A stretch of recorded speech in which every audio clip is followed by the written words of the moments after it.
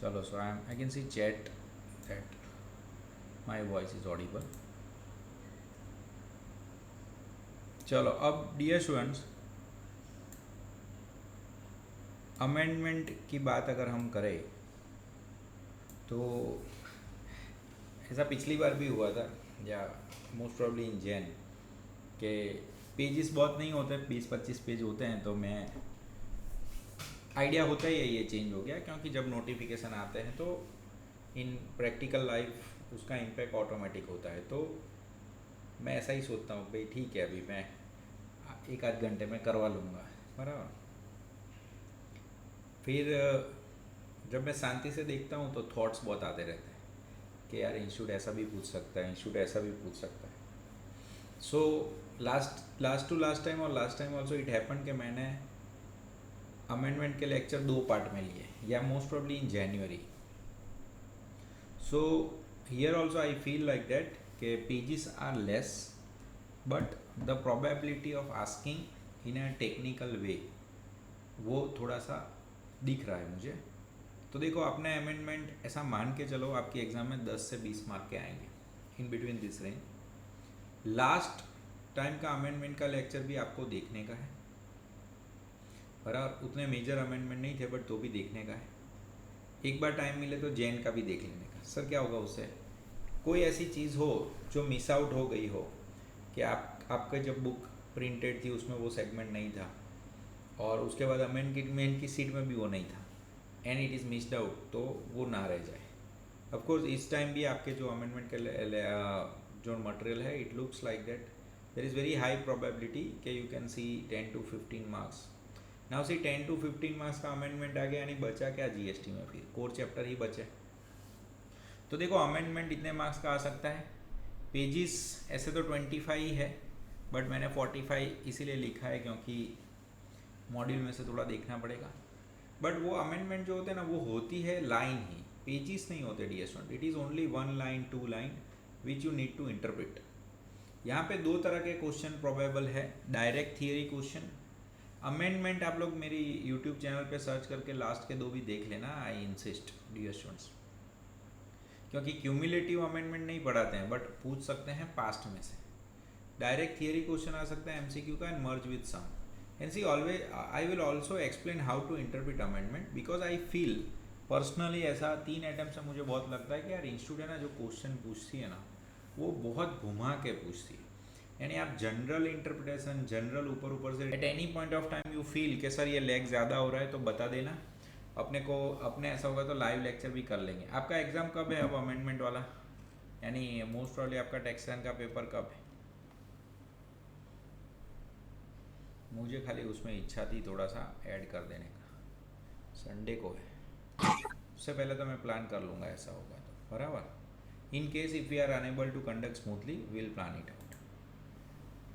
चलो, अब हम शेयर करते हैं फिर से our session, and we are starting session. Okay, चलो। अब देखो, रेड फॉन्ट में सबसे पहले ही उन्होंने क्या बोल दिया, further student are advise to read all the amendment made by finance act number 2 2024 given at the end of relevant chapters for September 25 as all such amendments have become effective। ये है सबसे खतरनाक लाइन, यानी जिन बच्चों ने amendment यहाँ से पढ़ना शुरू किया वो फंसेंगे। तो डियर स्टूडेंट्स, यहाँ पे तो हम नहीं आ सकते, पहले आपको मॉड्यूल में जाना पड़ेगा, हर चैप्टर में चैप्टर के पीछे एक बार फटाफट। तो मेरे हिसाब से तो हम सब कवर कर नहीं पाएंगे, क्योंकि आगे में ही थोड़ा सा ज़्यादा टेक्निकल है। तो you pick up your book and see if you have this amendment in with your book और not. If not, it's okay. सबसे पहले सप्लाई में अमेंडमेंट है, चैप्टर 1 में तो कुछ है नहीं।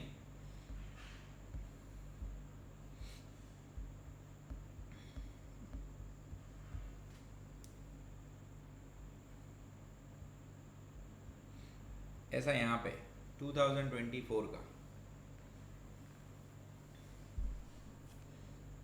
Is it okay dear students? बिल्कुल भी मुझे जल्दी नहीं है पढ़ाने की, मैं आपको बता रहा हूँ।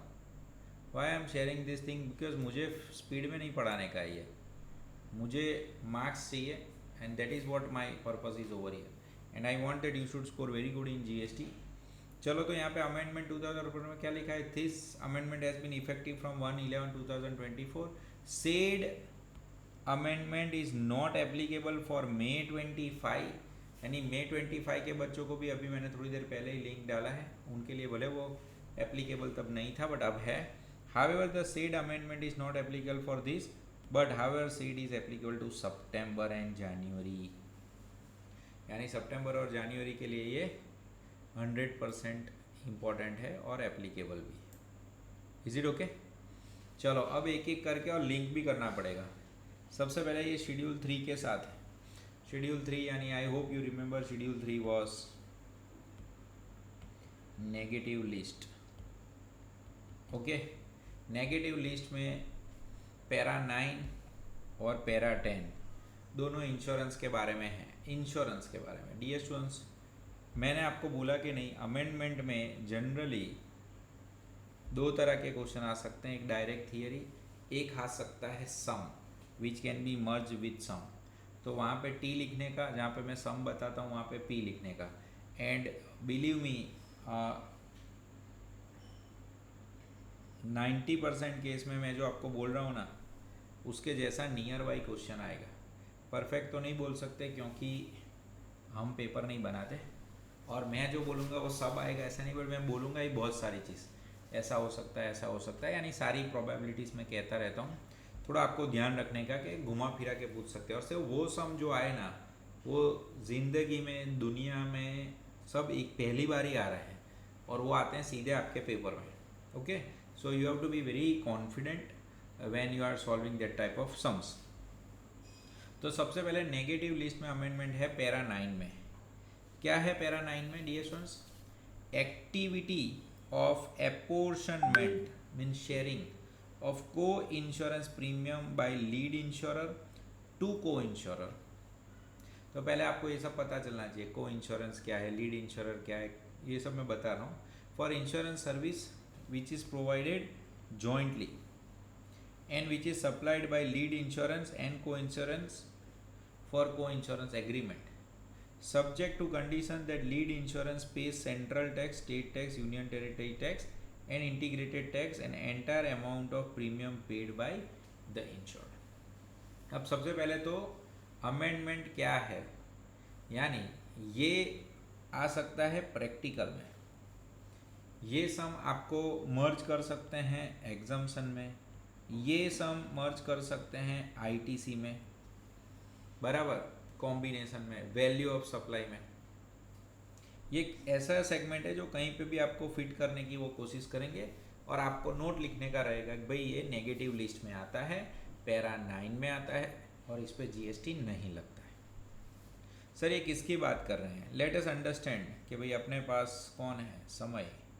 समय इज़ अ फार्मा कंपनी, ऐसा मान लो समय फार्मा कंपनी है. समय की फार्मा कंपनी जो है वो काफ़ी महंगी है, 800 करोड़ की उसकी फैक्ट्री है, लेट्स अज्यूम, और 800 करोड़ का रिस्क बहुत ज़्यादा होता है, इसीलिए उसने इंडिया की सबसे बड़ी government insurance company national Insurance के साथ कॉन्ट्रैक्ट किया, और समय ने नेशनल इंश्योरेंस को बोला कि भाई तुम मेरे 800 करोड़ का इंश्योरेंस लो. तो नेशनल इंश्योरेंस ने बोला कि भाई 800 करोड़ तो यार बहुत ज़्यादा है. तो क्या नहीं बेटा, हमारी फैक्ट्री इतने की है तो क्या करें, तुम्हारा जो प्रीमियम कैलकुलेशन है बताओ. नेशनल इंश्योरेंस ने सब कैलकुलेट किया, एंड से नियरली 1 CR जितना इंश्योरेंस प्रीमियम आया. तो Samay has paid 1 CR to National Insurance with GST, 18 lakh GST. अब जो मेन कंपनी है उसको वो लोग बोलते हैं लीड इंश्योरर. ओके, और इस पे 18% GST लगेगा. तो हु इज़ लायबल टू पे GST on gross premium? Lead insurer. Sir तो इसमें क्या अमेंडमेंट था? अब ध्यान से देखने वाली बात है, 1 करोड़ के सामने नेशनल इंश्योरेंस ने 800 करोड़ का रिस्क लिया है. 1 करोड़ के सामने उसने 800 करोड़ का रिस्क लिया है. अब इंश्योरेंस कंपनी को डर लग रहा है यार कुछ गड़बड़ हो गई तो हम पूरे डूब जाएंगे, और आपने वादा किया है तो पैसा तो देने पड़ेंगे. तो यहाँ पे क्या होता है, नेशनल इंश्योरेंस की सिस्टर कंसर्न है दूसरी गवर्नमेंट बॉडी यूनाइटेड इंश्योरेंस.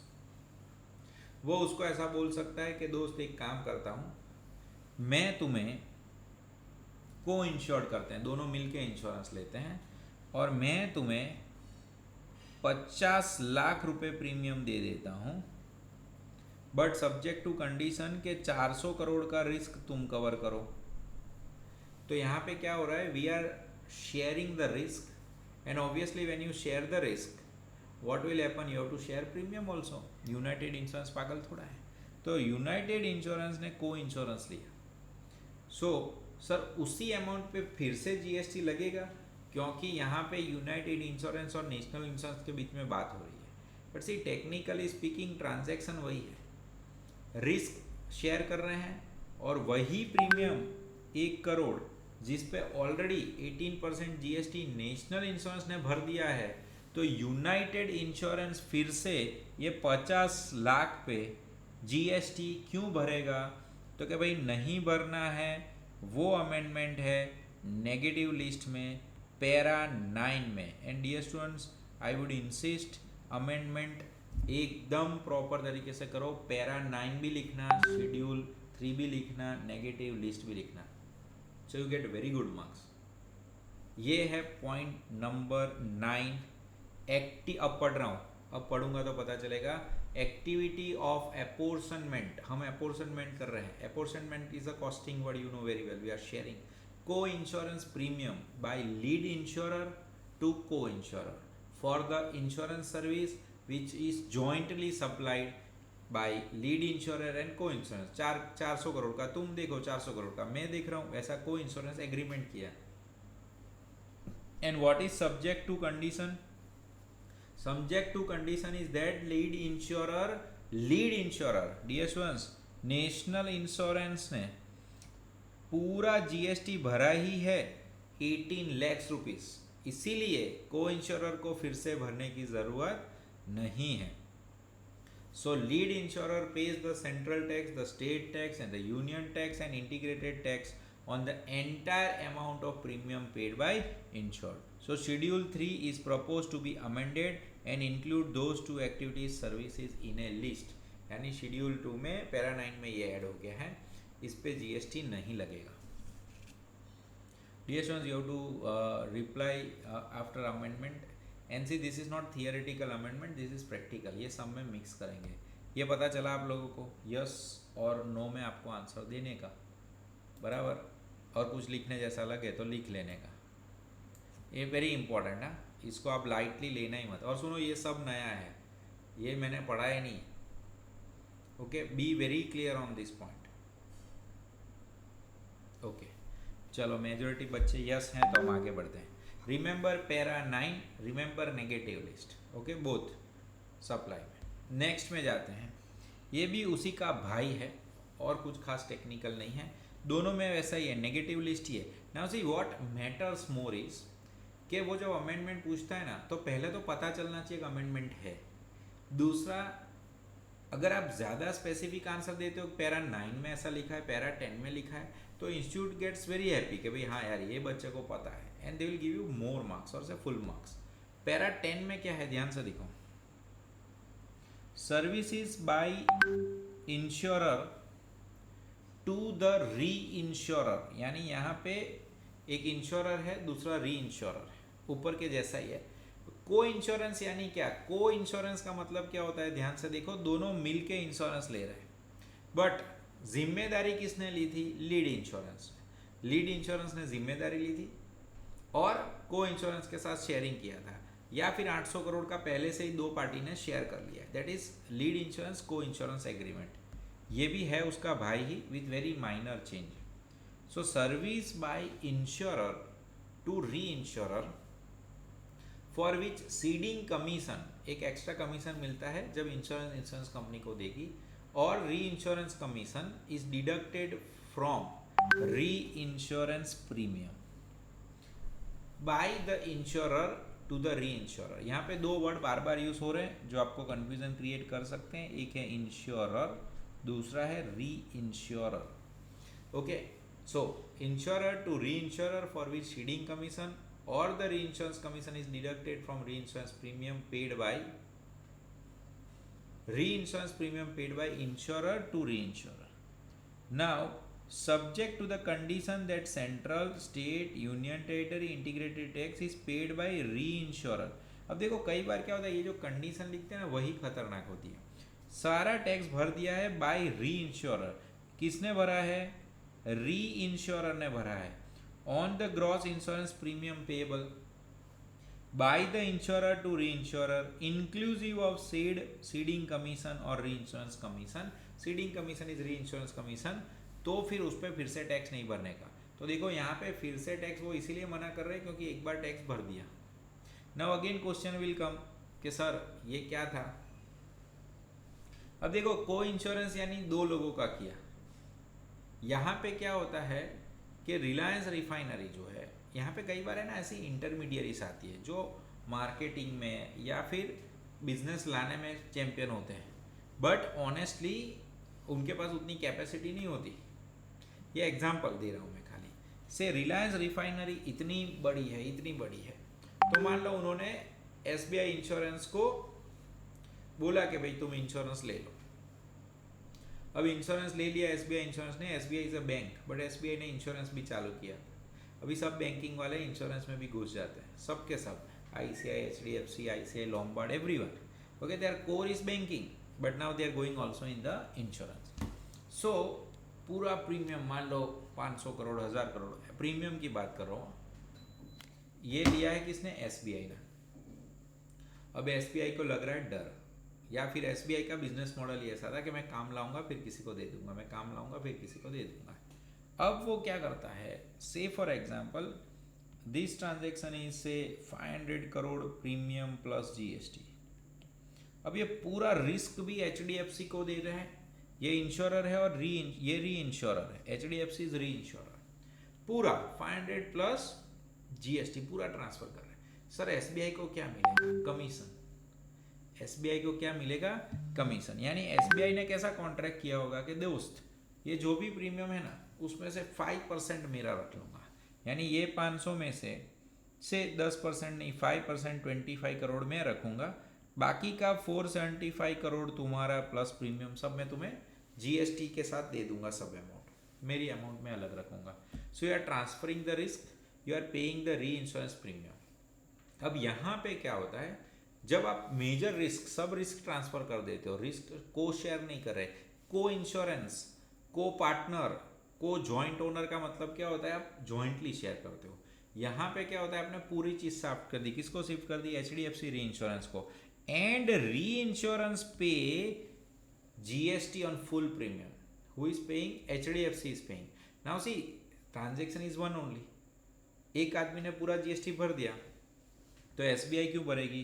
तो एसबीआई नहीं भरेगी. यानी यहाँ पे इंश्योरर नहीं भरेगा, री इंश्योरर जो है वो सारा रिस्क ले रहा है. इसीलिए री इंश्योरर की जिम्मेदारी है. तो यहाँ पे वो लोग इसकी बात कर रहे हैं कि ये नेगेटिव लिस्ट में आएगा. ये है पैरा 9, सॉरी ये है पैरा 10. यहाँ पे पैरा 10 में ये आएगा कि पैरा 10 में ये लायबल नहीं है. मैं एक बार फिर से पढ़ूंगा, you will get idea, then I will take doubts. Okay, if any. ध्यान से देखो, service is by insurer to री इंश्योरर. नीचे लिखा है उसने इंश्योरर यानी पहली कंपनी जो है वो. बराबर. Reinsurance is a risk management practice where insurance company called insurer transfers part of its risk to another insurance company. यानी जो नई इंश्योरेंस कंपनी है उसको हम बोलते हैं री इंश्योरेंस. तो यहाँ पे री इंश्योरेंस किसने किया? एसबीआई. री इंश्योरेंस किसने किया? HDFC. So services by insurer SBI to reinsurer HDFC for which ceding commission or reinsurance commission is deducted from reinsurance premium paid by the insurer to reinsurer. यानी यहाँ से जब 500 करोड़ आप शिफ्ट कर रहे हो 25 करोड़ आपने रख लिए, बाकी के आपने ट्रांसफर कर दिए सब्जेक्ट टू कंडीशन. बट उसमें एक कंडीशन है कि सीजीएसटी, एसजीएसटी और यूटीजीएसटी, आईजीएसटी जो भी है वो पे किस पे करना है? ग्रॉस री इंश्योरेंस प्रीमियम पे. ग्रॉस री insurance premium pay by insurer to री इंश्योरर. आपने उसको सब दे दिया. बराबर. बाय इंश्योरर टू री insurer inclusive of the ceding commission on री इंश्योरेंस कमीशन. तो यहाँ पे टैक्स भरने की जो जिम्मेदारी होगी वो री इंश्योरर की. सर कहाँ लिखा है? लिखा है ना यहाँ पे, tax and integrated tax is paid by re insurer. Okay, तो यहाँ पे री इंश्योरर की जिम्मेदारी है भरने की। तो सर हम पढ़ क्या रहे हैं? हम पढ़ रहे हैं पैरा 10 नेगेटिव लिस्ट में एसबीआई को उस पर भरने की ज़रूरत नहीं है। Okay, so again both point are odd and as I said मुझे स्पीड में नहीं ख़त्म करना है। अमेंडमेंट टाइम लेगा तो लेगा, हमें मार्क्स चाहिए। Okay, so I will as I said it will be difficult to complete today. पीछे के बहुत सिंपल है, बट ये एक दो जो दिए ना उसने थोड़े अच्छे बना के दिए। सर पूरा जीएसटी लीड बैंक के ना भरा हो तो फिर सिचुएशन अलग हो जाएगी। वो फिर रिस्पॉन्सिबिलिटी शेयर हो जाती है तो लाइबिलिटी भी शेयर हो सकती है, बराबर। सर आरसीएम आ सकता है इसमें, एचडीएफसी में नहीं, आरसीएम नहीं, पूरा प्रीमियम ही दे दिया ना तो उसको खुद ही देना पड़ता है। Sir can HDFC give again it to another? Yes, HDFC भी आगे दे सकता है, 3 लेयर भी हो सकता है इंश्योरेंस में। बट इन शॉर्ट मैं आपको इसका समरी बोलूँ तो समरी ऐसा है, यानी if you ask me logic is very simple. एक प्रीमियम पे जीएसटी भर दिया ना, फिर आप उसको घुमाते रहते हो तो वही प्रीमियम आप इंटरनल शेयर करते हो ना, क्योंकि रिस्क शेयर कर रहे हो, तो फिर उस पर फिर से जीएसटी नहीं लगेगा। So final line is only one. जो मैंने आपको बोला, हर जीएसटी के पीछे लॉजिक एक सिंपल होता है, बट ये लोग जब बनाते हैं ना तो क्वेश्चन ऐसा घुमा फिरा के बनाते रहते हैं। Is it okay? तो यहाँ पे डियर स्टूडेंट्स आपका ये पर्टिकुलर पॉइंट ख़त्म होता है। चैप्टर 2 में सप्लाई में आपके पास ये 2 ही अमेंडमेंट है और 80% प्रोबेबिलिटी है ये दोनों में से कोई एक पूछ लेगा इंस्टीट्यूट। और May 25 में नहीं पूछा था क्योंकि एप्लीकेबल नहीं था।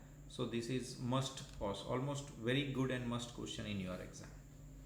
અને એક્ઝામમાં આવે ને એટલે ક્લિક થવું જોઈએ કે હા સર કે બરાબર છે। दृष्टि का क्वेश्चन है, सर 25 करोड़ पर जीएसटी कौन भरेगा? नहीं भरने का 25 करोड़ पे,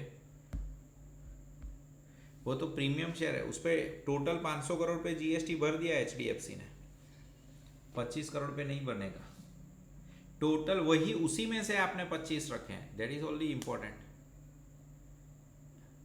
उसी में से आपको भरना है। यानी देखो यहाँ पे उसने लाइन कैसे लिखी है, services by insurer to reinsure for which ceding commission on the री इंश्योरेंस कमीशन। और सुनो, सीडिंग कमीशन इज डिडक्टेड, हम उसको कम पैसे दे रहे हैं, बराबर, फ्रॉम इंश्योरेंस री insurance premium paid by insurer to री इंश्योरर, उसमें हम कम पे कर रहे हैं। तो ये तो वही अमाउंट है ना, उस पर फिर से टैक्स क्यों भरेंगे? फिर से टैक्स, देखो फिर से टैक्स ना भरना पड़े इसीलिए तो नेगेटिव लिस्ट में है डियर स्टूडेंट्स। समय बोल रहा है सर एसबीआई इनवॉइस किसके नाम पे भरेगा? अरे वो किसी के भी नाम पे करे, उसका खुद का इनकम लिखे, कमीशन इनकम, तो भी उस पर जीएसटी नहीं लगेगा।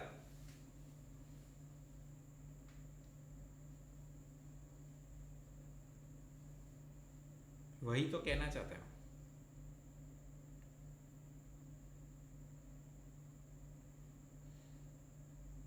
No Harsh is telling sir 475 पे टैक्स पे करेगा, नहीं 500 पे ही।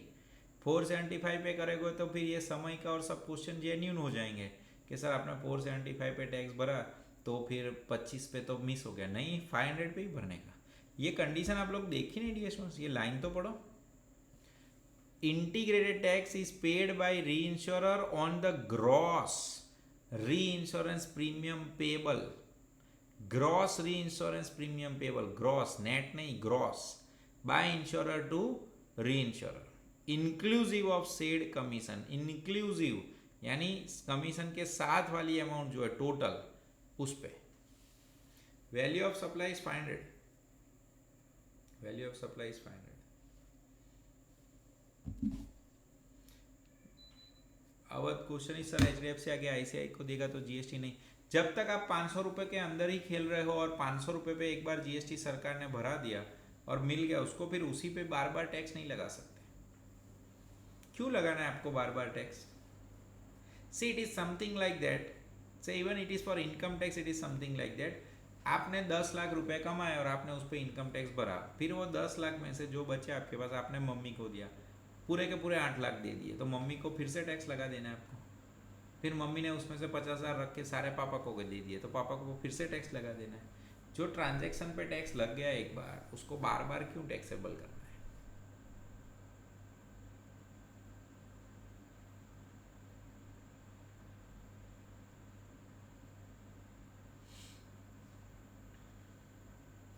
चलो अभी जिनको कुछ डाउट है तो अपनी नोटबुक में लिख लेना. Then you share voice message to me with data. तुम लोग जो डेटा सोच रहे हो दिमाग में जो लिख नहीं पाओगे क्योंकि वॉइस बंद है, वो आप लिख के भेज देना कि सर मैं ऐसा सोच रहा था. बराबर, आपने जो सोचा होगा मैं उस हिसाब से गाइड कर दूंगा. ओके, सो चैप्टर 2 यहाँ पे ख़त्म होता है. फिर चैप्टर 3 में भी अमेंडमेंट है, आपको सबके देखने पड़ेंगे अमेंडमेंट ये स्टूडेंट्स. चैप्टर 3 में भी चार्ज में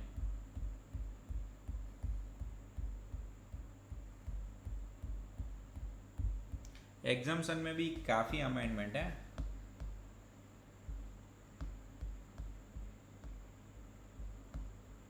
चलो now this amendment is in chapter number 3 charge. 9(1) में अमेंडमेंट है. 9(1) is forward charge. 9(1), 9(2), 9(3), 9(4), 9(5). Okay, 9(1) is forward charge. Sir क्या अमेंडमेंट है इसका? भी आप ऐसा मान के चलो प्रैक्टिकल पूछ सकते हैं. Some practical.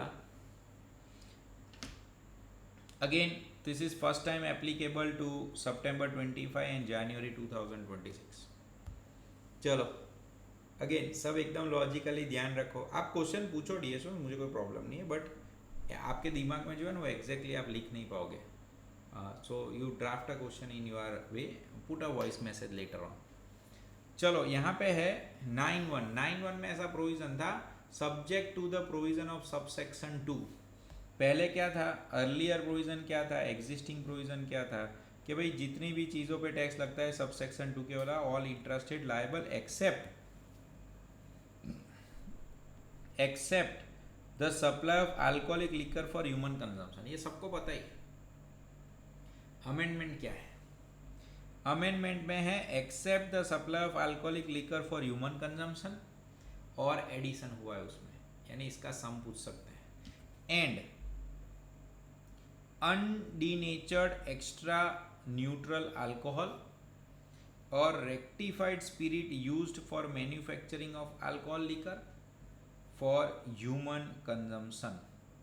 यानी except the supply of alcoholic liquor for human consumption का क्वेश्चन आ सकता है. अनडीनेचर्ड एक्स्ट्रा न्यूट्रल अल्कोहल और rectified spirit used. Now see यहाँ पे एक वर्ड लिख रहा हूँ मैं जो उसने लिखा है, अनडीनेचर्ड एक्स्ट्रा न्यूट्रल अल्कोहल, ये एक, और दूसरा है और करके rectified spirit. Okay, used for manufacturing of alcohol liquor for human consumption. यानी अगर उसने ऐसा बोला कि इसमें से हम फिर से कर रहे हैं मैन्युफैक्चर ऑफ अल्कोहलिक लिकर, तो डीएसओ अल्कोहलिक लिकर तो एग्जेम्प्ट ही था, तो उसमें कोई प्रॉब्लम नहीं है. बट ध्यान से सुनो, ये लोग सम कैसा बनाएंगे, फिर वो ले जाएंगे वो सीरियल में आपको एमसीक्यू वाले में, और alcoholic liquor for human consumption की जगह ये वर्ड यूज़ किया उसने. बट अगर it is for alcoholic liquor then it is exempt. फिर वो बोलेंगे कि भाई अनडीनेचर्ड एक्स्ट्रा न्यूट्रल अल्कोहल है या फिर रेक्टिफाई स्पिरिट है. पहले यहाँ पे एग्जाम बोलेंगे कि भाई इससे हमने विस्की बनाया, ये वर्ड बोलेंगे नहीं अल्कोहल या एनीथिंग लाइक दैट. विस्की बनाया, रम बनाया, वोडका बनाया, ऐसा नाम दिया आपको क्वेश्चन का, which will purely indicate they are talking about alcohol, then it is exempt. But फिर इसकी बात की rectified spirit and etcetera, and they said it is used for chemicals, it is used for medicinal purpose. और आगे ये word use किया अनडीनेचुरल use किया. अनडीनेचुरल use करेंगे ना, यानी आपके दिमाग में तुरंत क्लिक होगा कि ना से सारे अमेंडमेंट में बोली तो हाँ કે આની પર નહીં લાગે, બરાબર છે કે આ નવું છે. અરે એવું નહીં ભાઈ, એક સ્ટેપ આગળ જાઓ. Undenatural extra neutral alcohol but use for chemicals say use for manufacturing of medicinal purpose, तो डियर स्टूडेंट ये हो जाएगा टैक्सेबल.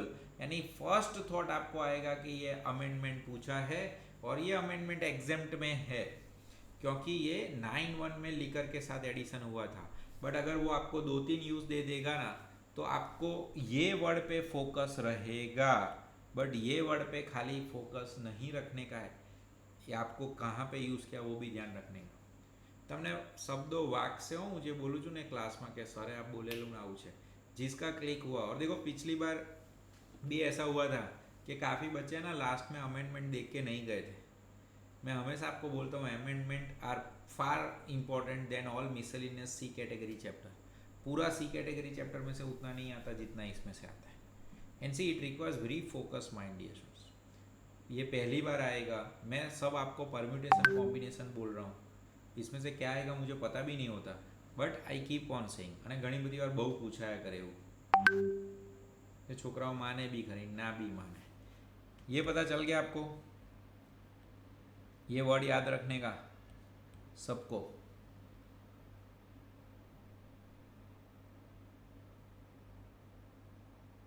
सर विस्की मैन्युफैक्चरिंग में बाई प्रोडक्ट में निकले कुछ मेडिसिन तो अलग अलग ट्रीटमेंट। मेडिसिन होगा तो टैक्सेबल हो जाएगा, सिर्फ ये पर्पस ही एग्जाम्प्ट है। मेडिसिन तो आज भी टैक्सेबल है, medicine is even today taxable. Okay चलो ये पॉइंट क्लियर। फिर डियर स्टूडेंट्स ये है ना आपके लिए नहीं है, ये फाइनल के लिए है, बट एमसीक्यू में पूछ सकते हैं कि अगर 10(5) में proper officer has reason to believe कि किसी पार्टी ने फ्रॉड किया है, तो आपको याद होगा मैं कई बार ऐसा पढ़ा था 73, 73 फ्रॉड की और मिस्टेक की सेक्शन है, उसके साथ उन्होंने 74A भी ऐड कर दिया है। So this is only theoretical amendment, but MCQ में पूछ सकते हैं कि यहाँ पे आपको कौन सी पेनल्टी लग सकती है, तो 73, 74 के साथ 74A is added. But honestly dear student 73, 74 आपके सिलेबस में ही नहीं है, वो इंटर लेवल पे है ही नहीं, तो ये अमेंडमेंट का भी टेक्निकली कुछ इम्पैक्ट नहीं आता, क्योंकि 73, 74 भी फाइनल में है, तो 74 का भाई भी फाइनल में ही होगा ना, तो उस पर भी कोई टैक्स आई। और तो ये टैक्स की बात नहीं कर रहे, ये बात कर रहे हैं कि पेनल्टी की बात कर रहे हैं कि भाई जो पेनल्टी होगी 74 के हिसाब से वो 74 में भी एप्लीकेबल होगी, यानी एडिशन किया है टैक्स का। Okay so this is theoretical amendment, MCQ में पूछ सकते हैं। This is in charge of GST, is it okay. Charge में एक दो जो अमेंडमेंट है आपकी शीट में पहले थोड़ा मिसमैच होगा, आपको लगेगा ऐसा, बट ऐसा नहीं है, मेरे दिमाग में है, मैं कैसे पढ़ा रहा हूँ। तो देखो जो आपका मटेरियल है स्पेसिफिक 25 पेज का, उसमें वो सीधा यहाँ से ही चालू कर रहे हैं, तो क्या हो गया वो पैरा 9 और पैरा 10 तो मिस हो जाएगा बच्चों का जो ध्यान से नहीं देख रहे हैं। यूँ तो अमेंडमेंट नहीं देखने वाले भी बच्चे बहुत होंगे, क्योंकि अभी मुझे दिख रहे हैं 56 में से आई प्रीज्यूम के 40 अपने हैं रिसेंट वाले और 10-15 पुराने बच्चे होंगे, तो सब तो एक्टिव है नहीं, बट फिर बोलेंगे कि सर क्या है अमेंडमेंट में, ये बहुत पूछते हैं। हाँ ध्यान रखो सब, आप लोग पेपर एनालिटिकल चालू करोगे तो पता चलेगा हर पेपर में कैसा पूछते हैं। Now let us understand charge of GST में dear students RCM. So amendment in list of notified service on which payable under reverse charge by recipient with effect from 16/1/2025 first time in your exam। मई में applicable नहीं था, इसलिए ना ये आपका item थोड़ा important हो गया, इसमें ज़्यादा अमेंडमेंट है। मई में बहुत कम अमेंडमेंट थे, पुराने जैसे ही थे, कोई मेजर चेंज नहीं, एक दो के अलावा। 16(1) में dear students service is provided by way of sponsorship to any body corporate और पार्टनरशिप फर्म। एनी पर्सन यहाँ पे ऐड कर दिया उन्होंने, पहले एनी पर्सन था, ये क्लैरिफिकेशन दिया उसने। अदर देन बॉडी कॉर्पोरेट होगा ना तो आरसीएम है, अदर देन बॉडी कॉर्पोरेट होगा तो आरसीएम है, रिसिपेंट बॉडी कॉर्पोरेट पार्टनरशिप कोई भी हो। डियर स्टूडेंट्स इसमें भी वो प्रैक्टिकल बना के पूछेगा आपको सम, और ये आपका डायरेक्ट क्वेश्चन आ सकता है। या फिर पिछली बार रेलवेज का अमेंडमेंट पूछा था, उसके बाद उसने ऐसा पूछा था कि calculate the turnover which is liable for tax under RCM, तो ये आरसीएम में ऐड करके आ सकता है। डियर स्टूडेंट्स कैसे सम पूछ सकते हैं कंफ्यूज करने के लिए, पहले तो स्पॉन्सरशिप, हम लोग क्लास में बात करते थे आईपीएल का, टाटा का, बराबर, तभी तुम लोग घूमते ही थे, वहाँ पे गड़बड़ होती थी क्लास में सबकी। तो यहाँ पे ध्यान से देखो, any person other than body corporate, so there can be question in a practical way कि से फॉर एग्जांपल सप्लायर कौन है, रिसिपिएंट कौन है, और फॉरवर्ड चार्ज आएगा या रिवर्स चार्ज आएगा। से मिस्टर अक्सर ने स्पॉन्सरशिप सर्विसेज किसको, एबीसी फर्म को, तो ये अमेंडमेंट है, ये रिवर्स चार्ज में आएगा। मिस्टर अक्षर टू एबीसी। सर क्यों ऐसा? मिस्टर अक्षर सप्लायर कौन है? Any person other then a body corporate. So mister अक्षर इज एन इंडिविजुअल। मिस्टर अक्षर is an individual, he is not a body corporate. तो इस पे रिवर्स चार्ज पे टैक्स भरने का आएगा एबीसी फॉर्म को। बट अगर आप खुद कॉर्पोरेट हो, अगर आप खुद कॉर्पोरेट हो और आपने कॉर्पोरेट को सर्विस दी, या फिर आप खुद कॉर्पोरेट हो और आपने इंडिविजुअल को सर्विस दी, बट डियर स्टूडेंट्स अगर आप सर्विस देने वाले सप्लायर कॉर्पोरेट हो तो दोनों ही केस में फॉरवर्ड चार्ज आएगा। यानी Akshar to ABC is reverse charge, but ABC to Akshar is not reverse charge. ABC limited to Akshar is forward charge. So again combination करके कंफ्यूजन करेंगे ना, आपको सिर्फ ये अमेंडमेंट याद रहेगा, बट वो आपको 2 क्वेश्चन साथ में पूछेंगे ना, तो एक अमेंडमेंट बट दूसरे में गड़बड़ करके आओगे नॉर्मल में। ऐसे थॉट आते रहते हैं मुझे, ज़रूरी नहीं मैं जितना बोलूँ सब आए, but keep on writing certain things. This all are probabilities, okay, this all are sir probabilities. और ऐसा जब मैं बोलता हूँ सबको लगेगा भी थोड़ा काल्पनिक, પણ એવું છે નહીં। जो બધા રેન્ક લઈ આવે ને એ લોકો સમજી રહેતા હોય કે હું શું કહેવા માગું છું, બીજા બધાને એવું લાગે કે સર બોલ કરે છે કંઈક હશે। ये मैं सारी प्रोबेबिलिटीज़ बोल सकता हूँ, सब नहीं आएगा, बट इसमें से कुछ कुछ उठा के पूछ लिया ना, तब आपको लगेगा कि भाई आपको ही आया, सबको नहीं आता था। चलो ठीक है, यहाँ तक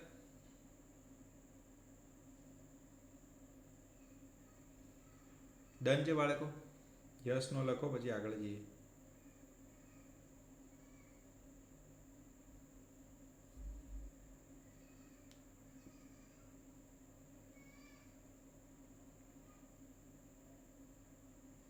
चलो वेरी गुड। दूसरा भी, this also I feel they will ask in practical along with composition. Composition में पूछ सकते हैं। अब देखो 5A 5AA 5B 5AB services by way of renting of immovable property other than residential dwelling. यानी dear student सबसे पहले वो किसकी बात कर रहे हैं? कॉमर्शियल की। Other than residential, other than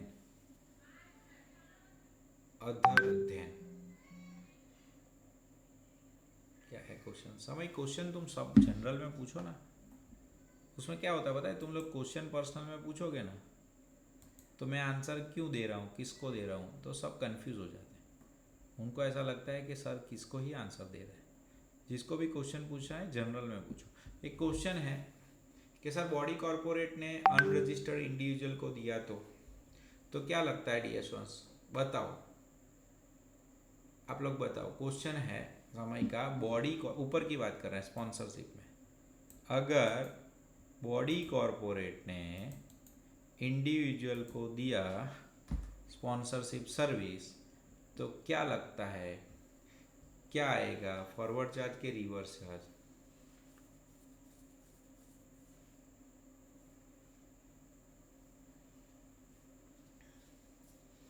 बाळको सूई गया था मेरे का।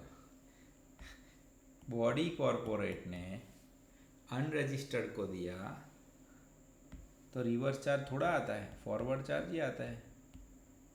अभी फॉरवर्ड चार्ज की बात ही नहीं की है उन्होंने।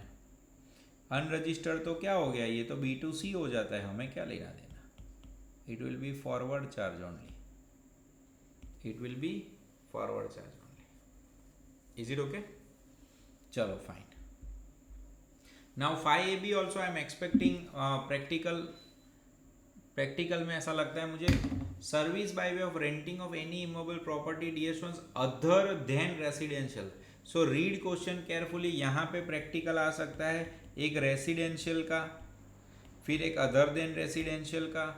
अदर देन रेसिडेंशियल में सर्विस देने वाला सप्लायर कौन है? अनरजिस्टर्ड। और अनरजिस्टर्ड ने सर्विस किसको दी है? रजिस्टर्ड को। So who will pay tax? Registered person. यानी ध्यान से प्रैक्टिकल, या ऐसा आपको लगता है सब, मैं again I am repeating, don't feel like that के सर अननेसेसरी परम्यूटेशन कॉम्बिनेशन बना रहा है। ऐसा सीधा उठा के पूछेंगे आपको क्वेश्चन, वो घुमा के ही पूछने वाले हैं। तो ध्यान से सुनो। से for example Arpita is unregistered, okay. Arpita is unregistered, Arpita के पास 2 शॉप है, शॉप 1 शॉप 2। सर क्यों शॉप लिया आपने, घर क्यों नहीं लिया? घर का प्रोविजन ही नहीं है, घर का अलग है। और घर के साथ भी मर्ज करके पूछ सकते हैं। घर रेसिडेंशियल टू रेसिडेंशियल फैमिली होगा तो एग्जेम्प्ट होगा। होटल की तरह दिया आपने, 90 डेज से ज़्यादा लिए, 20,000 से ज़्यादा लिया तो टैक्सेबल हो जाएगा, वो अलग। बट वो नहीं है अभी, यहाँ पे ध्यान रखो। अर्पिता इज अनरजिस्टर्ड, उसके पास 2 शॉप है, शॉप 1 शॉप 2। शॉप 1 उसने समय को दी है, समय का टर्नओवर 80 लाख। समय is registered person and dear students he registered under 9(1). ऐसा बोल रहे हैं वो, क्लैरिटी नहीं दे रहे। 9(1) में रजिस्टर्ड है ऐसा लिखेंगे। 9(1) में रजिस्टर्ड है 80 लाख। तो अर्पिता इज अनरजिस्टर्ड, समय इज रजिस्टर्ड। डियर स्टूडेंट समय हैज टू पे अंडर आरसीएम, समय हैज टू पे अंडर आरसीएम, क्योंकि अनरजिस्टर्ड नहीं भर सकता तो रजिस्टर्ड भरेगा। बट शॉप 2 उसने दी है भूमि को। Sir Bhumi and company, Bhumi and company का टर्नओवर कितना है? 1.4 करोड़। क्या भूमि रजिस्टर्ड है? हाँ वो भी रजिस्टर्ड है, बट किस में रजिस्टर्ड है? तो क्या सेक्शन 10 में, सेक्शन 10(1)(a) में कंपोजिशन में है।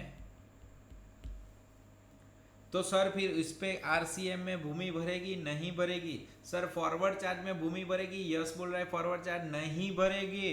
वो ट्रांजैक्शन एग्जेम्प्ट है। जो आरसीएम में नहीं होता वो फॉरवर्ड में होता है, वो हर बार नहीं होता, वो ऊपर वाला केस था, ये ट्रांजैक्शन एग्जेम्प्ट है। फॉरवर्ड चार्ज में कैसे लगाओगे? यस, क्योंकि अर्पिता के पास तो जीएसटी नंबर है ही नहीं, अर्पिता कैसे जीएसटी ऐड कर सकती है? यानी फॉरवर्ड चार्ज में तो पॉसिबिलिटी नहीं है इसमें। So this can be again a unique point. और यहाँ पे लिखा कैसा है? Any registered person other than person who has opted to pay tax under composition, यानी अदर देन कंपोजिशन, यानी कंपोजिशन वाले को तो एग्जेम्प्ट हो जाता है, फॉरवर्ड चार्ज नहीं आता। और अर्पिता टू समय में समय हैज टू पे under RCM, that is under 9(1). सो समय is registered under normal regular GST pair, regular tax payer. ये स्टूडेंट्स क्या लगता है आपको, ये अमेंडमेंट क्यों आया था?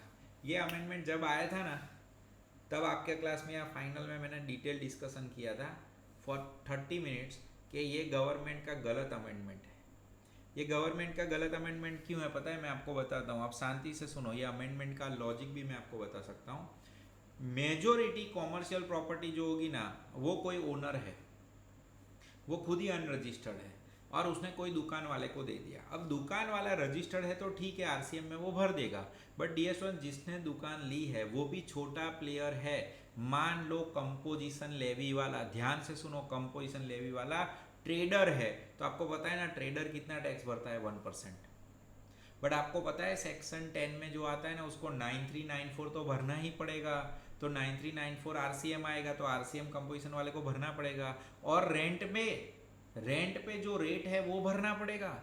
यानी अगर कोई कंपोजिशन वाला बंदा 1,00,000 रुपए का रेंट भर रहा है, 12 मंथ्स का 12 लाख भर रहा है, तो उसका 18% GST, take it 20% GST, it is 240 composition वाला टैक्स भरेगा। और ध्यान से सुनो, कंपोजिशन वाले को क्रेडिट भी नहीं मिलती, कंपोजिशन वाले को क्रेडिट भी नहीं मिलती। तो कंपोजिशन वाला तो दोनों साइड फंस जाएगा कि सर ये तो आप बेवकूफ़ बना रहे हो 1% करके रेंट का, और मुझे तो सेट ऑफ भी नहीं मिलता। इसीलिए बाद में उनको स्पेसिफिक एग्जम्पशन देना पड़ा for composition levy. That is the logic behind this. इसीलिए फॉरवर्ड चार्ज में नहीं आता है, वो एग्जेम्प्ट हो जाएगा। ये जो 2 लाइन लिखी है ना उन्होंने, उसमें वो जो खेल करेंगे ना, ये डिफिकल्ट है। It's difficult if you don't read carefully. And see, मुझे भी जब मैं बैठता हूँ ना, पहले मुझे नहीं लगता ठीक है, फिर मैं सोचता हूँ कि यार इसमें तो ये भी बना सकते हैं, इसमें तो ये भी बना सकते हैं।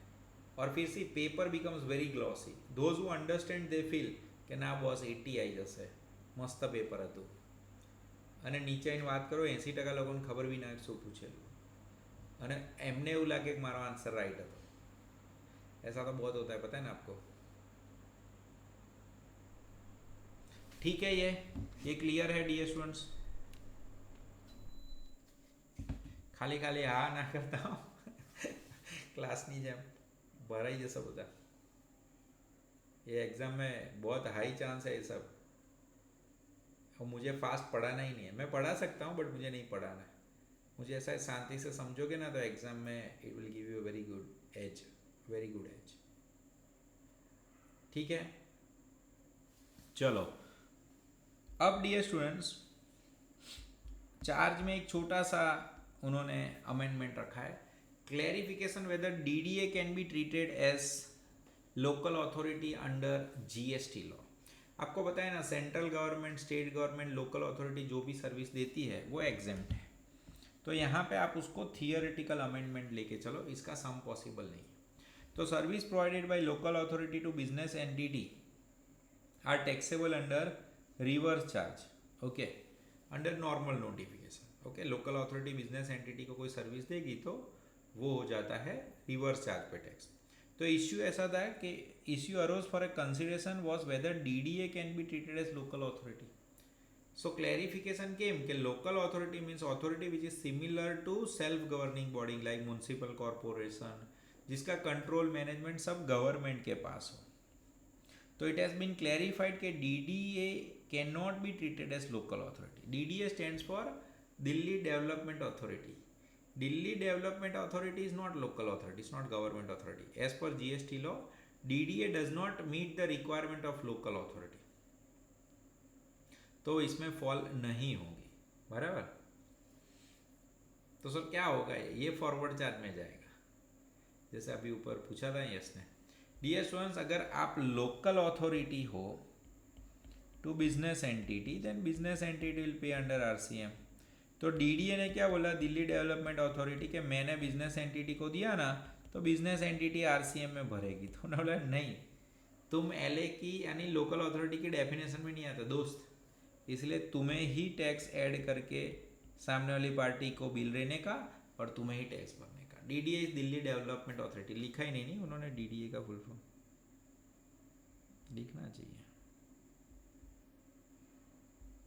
कोई बात नहीं, बराबर है यहीं સુધી बालकों. तो यहाँ पे आपका ये पोर्शन ख़त्म होता है. फिर डियर स्टूडेंट्स हम जाते हैं एग्जाम्शन में, मॉड्यूल में. मैं सीक्वेंस में ही जा रहा हूँ, सब में नहीं है इतना अमेंडमेंट, डोंट वरी. आगे के चैप्टर में ज़्यादा है, पीछे नहीं होता सारा. પછી પતી જશે. પાછળનું બહુ સિમ્પલ છે, નાનું નાનું ઈવે બિલ ને બધામાં છે પૂછાયું. સારા છે અમેન્ડમેન્ટ આમ.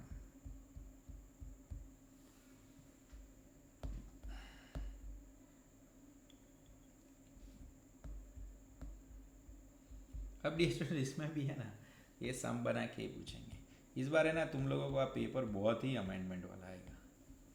इसमें भी प्रैक्टिकल ही है. अगेन ये मई के लिए नहीं था और पहली बार सितंबर के लिए. तार मॉड्यूल पाछड़ आपेलू ये खबर थी खरी तमने लोगों के नहीं खबर? ये है ही आपके मॉड्यूल में. सर तुम्हें पहला नता बनाया, मैं तो ना बनाया, तुम्हारा मगज डेवलप थे पछी बनाऊँ, खबर थी एम. समय को पता था, समय ने पूछा था एक आध बार, मुझे ऐसा लगता है अति खबर है. Very good, very good. चलो शाबाश. Now what does that 11A says? Dear student, section 11 is amendment, section 11 is exemption. Section 11 જે છે એ પોતે જ એક્ઝમ્પશન છે. ઓકે, અને section 11A is newly introduced by government. હવે આમાં છે ને બાળકો સખત સ્ટોરી કરશે ગવર્મેન્ટ, સખત इंस्टीट्यूट एवी उल्लू बनावશે ને તમને, तो खाली समझता जाओ. ये अभी कोई भी एरिया में जा सकता है, कोई भी एरिया में. क्यों? ध्यान से देखो. કેટલા વાગ્યા બાળકો? 10-15 मिनट બેસજો. हाँ, ये टॉपिक ख़त्म करते हैं.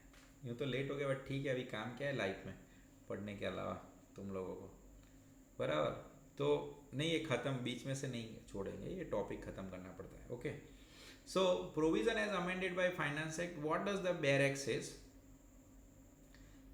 Power not to recover goods and service tax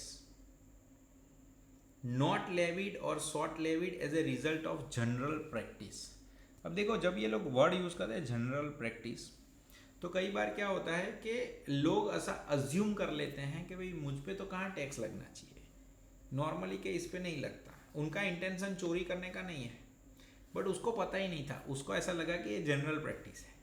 सो क्या बोल रहे हैं? Not with standing anything contain in this act, if government is satisfied, अगर गवर्नमेंट को ठीक लगा, ये practice was and generally prevalent practice, सब लोग वो कर रहे थे, मेजोरिटी इंक्लूडिंग के मुझ पे टैक्स लगना ही नहीं चाहिए, बराबर, और any supply of goods and service or both, और where supplies were leviable to tax, और जिस पे टैक्स लगता था central tax in cases where according to said practice central tax was not being levied or higher amount of central tax was being levied in said practice, and the government may on recommendation of council or official gazette direct कर सकते हैं कि भाई ये पूरा जो tax था, या फिर आपने एक्सेस टैक्स जो आपका भरने का था, आप भर रहे थे 5%, फिर पता चला 18% था, तो डिफरेंस जो आपको भरने का था एक्सेस, शैल वर्ड जो shall not be required to be paid in respect of supply on which central tax was not being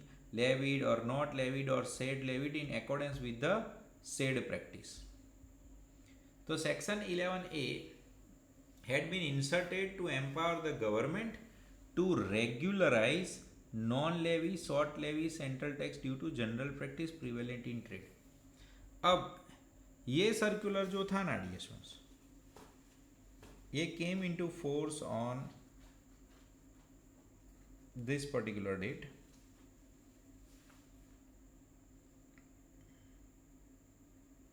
and ये कहना क्या चाहता है, उन्होंने है ना एक्चुअली इसको रेगुलाइज करने में डेट भी थी, मुझे लगा इसमें सर्कुलर डेट होगी, बट उसने लिखा नहीं है.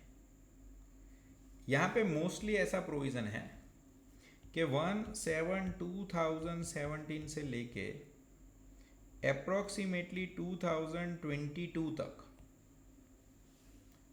कोई चीज़ पे, ये डेट में आपको ऐसा होगा तो एक्चुअल सर्कुलर डाउनलोड करके बता दूंगा, बराबर, या ये आप अमेंडमेंट स्पेसिफिक देखोगे तो उसमें लिखा होता है ये डेट से ये डेट तक. उन्होंने क्लियरली ऐसा बोला कि हम इस पे टैक्स नहीं लेंगे, बराबर, विल नॉट चार्ज टैक्स, उसके बाद ले सकते हैं. अब हम फालतू में लोगों को परेशान नहीं करेंगे क्योंकि ये जनरल प्रैक्टिस थी. Now let me give you an example. यूँ तो आपको तो पता चलेगा, बट लोगों को नहीं पता होता है. Say for example you are running a college, dear students, you are running a college, okay, and you are providing a degree. तो आपको पता है आप कॉलेज चला रहे हो और आप डिग्री दे रहे हो, तो क्या आपकी इनकम पे जीएसटी लगेगा? चलो बोलो, एग्जाम्पशन फ्रॉम, आपकी डिग्री पे जीएसटी लगेगा? अरे आंसर तो आप बोले. If you are providing, you are college, you are Parul University, you are MSU, you are providing degree, is it okay? हाँ, recognise, it is recognise by law. FI SY TY की degree समझ लो ना, तो क्या उस पर जीएसटी लगेगा? लॉन्ग टर्म 3 साल की डिग्री. अरे यार आप બધા स्मार्ट થઈ ગયા, બધા જવાબ counter question. Recognise degree BCom 3 साल के बाद. चलो वेरी गुड, सबका आंसर राइट है, नहीं लगेगी. अब ध्यान से सुनो, ये लोग क्वेश्चन कैसा पूछेंगे, इंस्टीट्यूट वाले क्वेश्चन कैसा पूछेंगे बताएं, कि यही कॉलेज एक एक्स्ट्रा करिकुलर एक्टिविटी करा रही है in college only, which is not related to academics, but extra co curricular activity है for the development of student. Okay, अब जनरली हम क्या सोचते हैं कि भाई देखो एजुकेशनल इंस्टीट्यूशन है तो ऑलमोस्ट सब चीज़ एग्जेम्प्टिव हो जाती है, बट आपको पता होगा, मैं क्लास में भी पढ़ाता हूँ, तब मैंने बोला था पारुल यूनिवर्सिटी वाले अगर जिम करते हैं तो जिम पे जीएसटी लगता है, बराबर. आप कोई करिकुलर एक्स्ट्रा करिकुलर एक्टिविटी करते हो, आप ऐसा मान के चल रहे थे उस पर जीएसटी नहीं है, बट एक्चुअली उस पर जीएसटी है. तो अभी क्या हुआ पता है, गवर्नमेंट ने ना ऐसे सब लोगों को नोटिस डाल दी। अब सब लोग परेशान हो गए। अब वो लोग क्या बोलते हैं, 5 साल से टैक्स में 2017 से कि ये टैक्स भरो, ये इंटरेस्ट भरो, ये प्रीवेलेंट भरो, ये पेनल्टी भरो। अभी सब लोग परेशान हो गए। तो गवर्नमेंट ने बोला कि यार ऐसा मत करो, तुम खुद भी सो रहे थे 5 साल से, और कंज्यूमर गुड फेथ में है, कंज्यूमर ऐसा जनरल प्रैक्टिस में मान रहा था, क्योंकि 100 में से 80 लोग ऐसा कर रहे हैं तो उसने भी ऐसा कर लिया। So that doesn't mean he has done fraud. इसलिए ये ड्यूरेशन से 2022 तक तो आप उसे मत टैक्स मांगो, उसको एग्जेम्प्ट कर दो। ये ऐसा डेट भी दिया है डीएस में इन्होंने स्पेसिफिकली। ओके, तो आपको ये जब जनरल प्रैक्टिस वर्ड यूज करते हैं ना, तो आपको you have to make sure कि उस पर आपको टैक्स नहीं लगाना है। नॉन लेवी हो, सेट लेवी हो, उस पर यह एग्जाम्पशन का एक पार्ट हो जाएगा, क्योंकि उनको पता नहीं था, चोरी नहीं किया उन्होंने, उनको पता नहीं था। So that again they will put it in a story form. और सुनो, इसमें ना 1-2 अमेंडमेंट कैसे पता है, ये तो बहुत यूनिक हुआ कि ये अमेंडमेंट की सीट में भी नहीं है। जैसे व्हाट आई वांट टू से, आईडीटी का अमेंडमेंट का सीट आप देखोगे ना, तो उसमें आप जब एग्जाम्पशन पढ़ोगे ना, this is very unique point, ये एग्जाम्पशन में भी आपको नहीं मिलेगा। ध्यान से सुनो मैं क्या बोल रहा हूँ, ये एग्जाम्पशन में भी आपको नहीं मिलेगा, बट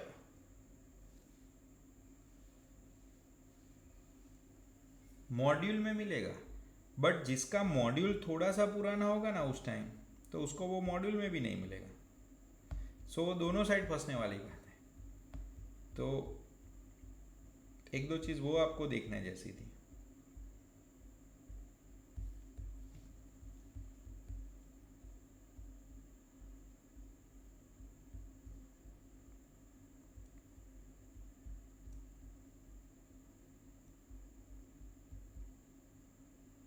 डियर स्टूडेंट्स, ये आपकी बुक में हो तो वेरी गुड, देख लो कहीं पे, ओल्ड एज होम में 5.49 ओल्ड एज होम 9D के बाद क्या आपको 9E और 9F आपकी बुक में दिख रहा है?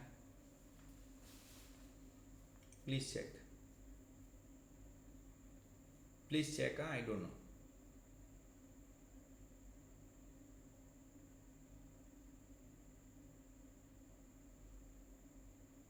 ओके, चलो तो इसको स्टार कर दो। क्यों पता है? ये पूछा नहीं है अभी, ये है येट टू बी आस्क्ड। અને જૂના બાળકો जो कोई હોય May 25 वाला आपकी बुक में नहीं दिख रहा है, तो ये इसको आप स्क्रीनशॉट ले लो। This is yet to be asked. हाँ डियर स्टूडेंट्स, ये अभी तक पूछा नहीं है। इंडियन रेलवेज जो है वो फॉरवर्ड चार्ज में चला गया है, उसमें एसी वाले में लगता है, वो सब आपको पता है, but sale of platform ticket पे नहीं लगता, रिटायरिंग रूम में नहीं लगता, क्लोक रूम सर्विस में, बैटरी ऑपरेटेड सर्विस में, service provided by one zone, western zone to eastern zone, उस पर भी जीएसटी नहीं लगता। This is yet to be asked.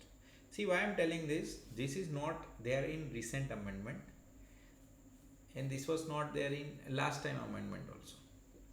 तो ऐसी बीच बीच में चीज़ छुप जाती है। फिर आपकी बुक में है तो वेरी गुड, બાળકો તમારી બુકમાં બી જે બોલ્ડમાં હોય તમારે ध्यान રાખવાનો।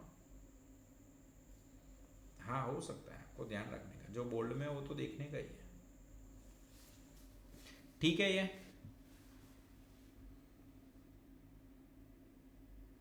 Now in amendment, not that core amendments are there exemption में, सबसे पहले supply of services by way of providing metering equipment, testing meter, transformer, capacitor, electricity connection, shifting meter bills issued. इसमें ना एक पुरानी बुक में एंड लिख दिया था बीच में, supply of transmission and distribution electricity and distribution utilities to consumer.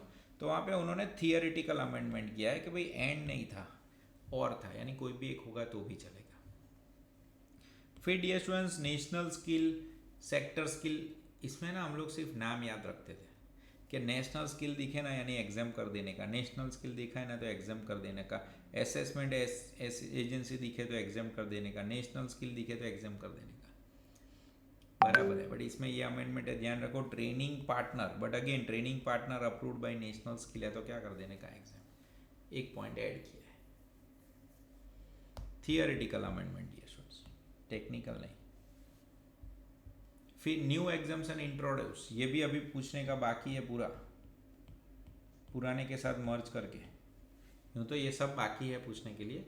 But service is it's new, service of insurance provided by motor vehicle accident fund constitute under section 164B of Motor Vehicle Act against contribution made by insurers out of the premium collected for third party insurance, ये भी exempt है। You know what is third party insurance? ये तो कोई कोई चीज़ तो ऐसी होती ना कि कभी डिस्कस ना की हो तो पता ही ना चले। स्वयं मानवी निर्मल टू व्हीलर में सामने वाला पे करेगा, सामने वाला कौन? मित। सामने वाला पे नहीं करता, तुम लोग ही पे करते हो, बट इंश्योरेंस थर्ड पार्टी का होता है। यानी से मित ने टू व्हीलर लिया एक्टिवा कंपनी के पास से, तो एक्टिवा कंपनी वाले जब तुम्हें टू व्हीलर दे रहे हैं तो बोलेंगे 60 + 10 70 का एक्टिवा, ये 10 जो है ना वो मान लो वो इंश्योरेंस प्रीमियम, तो paid by Mit of course to Activa but it is to insurance company. But Mit ये जो इंश्योरेंस ले रहा हो ना वो किसके लिए ले रहा है कि मित गाड़ी चलाते हुए 2-4 लोगों को उड़ा देगा और किसी को लगा तो उनको पैसे कौन देगा? तो क्या इंश्योरेंस कंपनी पैसा देगी। क्या सर किसने इंश्योरेंस लिया? तो मित ने गाड़ी लेते वक्त लिया था, तो वो भी exempt, that is exempt. Then new definition introduced. Dear students, आपको पता है पैरा 9 और पैरा 10, ध्यान से देखो, पैरा 9 और पैरा 10 शेड्यूल 3 जो था उसमें इंश्योरेंस के अमेंडमेंट आए। यहाँ पे इंश्योरेंस का एक पॉइंट आया थर्ड पार्टी का। इंश्योरेंस का डेफिनेशन वो लोग लेके आए, insurer has a same meaning as assigned in insurance act. Okay, तो इंश्योरेंस एक्ट में इंश्योरर कौन है? An insurance company, statutory body, cooperative society. यानी इंश्योरेंस का एक पूरा 5-6 मार्क का क्वेश्चन बना के डाल देंगे आपके लिए, और उसमें वो को इंश्योरर वाला भी आ जाएगा, इंश्योरर टू री इंश्योरर वाला भी आ जाएगा, एकदम बिल्कुल तुम्हारे मस्ती करवाना चाहिए इंश्योरेंस में। याद रखो, जितना क्लियर कर सकते हो करके जाना। डेफिनेशन पूछ ली 1-2 मार्क में तो थियोरिटिकल अमेंडमेंट कि हु इज इंश्योरर, तो ये डेफिनेशन सीधा 2 मार्क्स। आपने क्लास में क्या करते हैं? डेफिनेशन कैंसल कर नाखोगे, एक ने एक डेफिनेशन કેટલી વાર આવે છે, अमेंडमेंट वाली डेफिनेशन पूछ लेंगे। Is it okay? And the last point over here, clarification in respect of applicability of GST on facility management service. आप फैसिलिटी मैनेजमेंट सर्विस देते हो to municipal corporation of Delhi, पेલું भी डीडी है तो आ भी एनो भाई જ છે। इश्यू क्या था? Municipal corporation MCD is receiving service such as housekeeping, civil maintenance, furniture maintenance, horticulture from a facility agency से म्युनिसिपल कॉर्पोरेशन मदद ले रही है टू अपकीप देयर ऑफिस, उनका ऑफिस क्लीन करने के लिए। The issue arose for the consideration was whether such service received by them is exempt, क्योंकि ये तो सरकार है क्या, म्युनिसिपल कॉर्पोरेशन ऑफ दिल्ली, तो कहाँ आरसीएम में हम भरेंगे। तो क्लैरिफिकेशन ऐसा आया कि services facility by housekeeping, civil maintenance, horticulture of MCD is not supplied in relation to performing any function entrusted to municipality.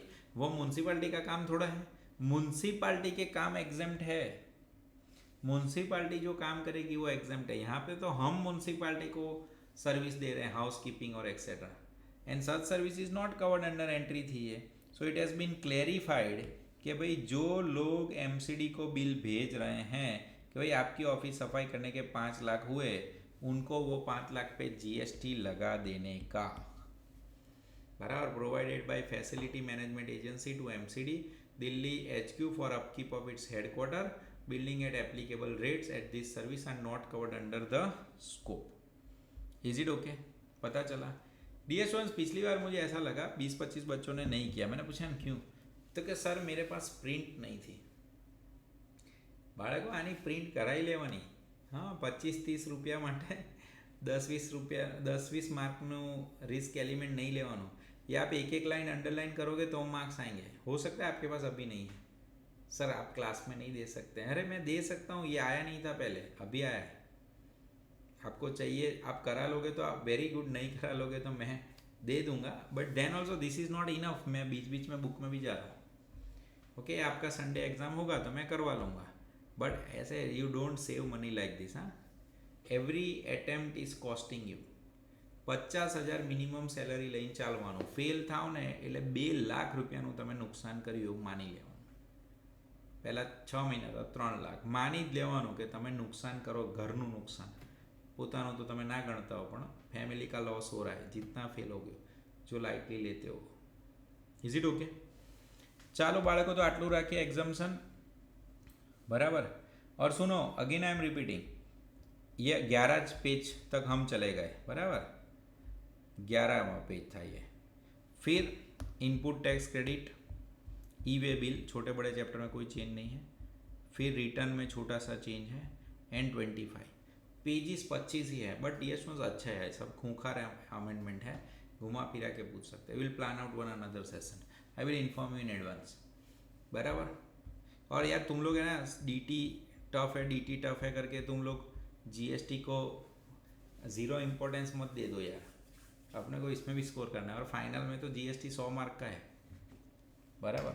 Sir ये लेक्चर अपलोड होगा? हाँ, मैं यूट्यूब पे ही रख दूंगा, ये ओपन लेक्चर होगा, so you can see it on big screen. ओके, चलो आज के लिए इतना. Take care, bye. स्ट्रेंथ है बट फिर अपना पढ़ते नहीं है ना, स्ट्रेंथ है ऐसा करके. चलो बाय, टेक केयर.